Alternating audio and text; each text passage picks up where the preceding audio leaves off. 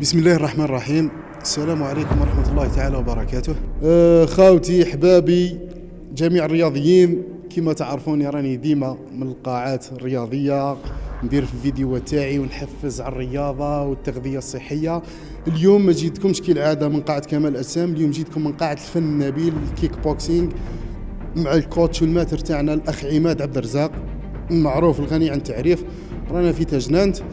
المهم بمناسبة اقتراب شهر رمضان الفضيل حبينا نديروا مبادرة بعنوان رمضان فرصتك للتغيير للجماعة اللي اندومورف والميزومورف اللي عندهم نسبة دهون في الجسم وعندهم عملية الحرق منخفضة، يهزوا دهون بزاف.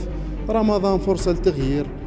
درنا لكم المبادرة هذه فيها 8 حصص في الشهر كامل، كاينين 8 حصص كارديو امورات مع الاخ عماد. الاشتراك هذا راح يكون فيه ايضا برنامج ونظام غذائي محسوب، كل واحد على حساب جسمه. هذه امورات انا ندبر راسي فيها.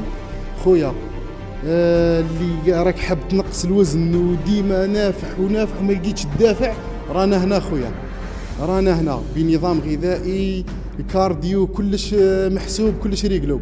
رايح تابليكي بروغرام وتابليكي وتجي الحصص تاعك كاملين. خويا ما لقيتش نتيجه انا نزيدك الدراهم من الاخر. تابليكي لي النظام الغذائي اللي نعطيه لك وتابليكي الحصص التدريبيه تاعك وما تغيبش، نوعدك تفقد الدهون، لانه اسهل حاجه في الدنيا هذه هي حرق الدهون. كما قلت لكم نخليو الكلمه للاخ الزميل عبد الرزاق. هذا بسم الله الرحمن الرحيم والصلاة والسلام على أشرف المرسلين. إذا نحن مع الكوتش محمد بركان المعروف بلاصة اللي مسكلاسيون. كما قال هو، مرحبا بالجميع. رمضان على الأبواب، هذه فرصة للجميع، لجميع الرياضيين ولجميع المدمنين على المخدرات أو أي شيء آخر. مرحبا. نحن هنا لتغيير هذا المجتمع، نحن هنا لتغيير هذا المجتمع.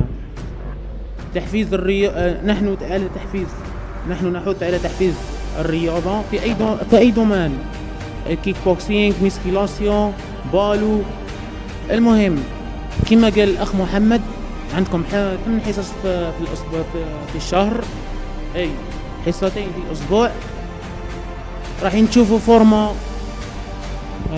فورما شابة، راح نشوفوا بزاف حوايج متبدلين فيكم. راح تخالط ناس في هذا الدومين، راح تبدل عقليتك، راح تتبدل في بزاف حوايج. ومرحبا بالجميع.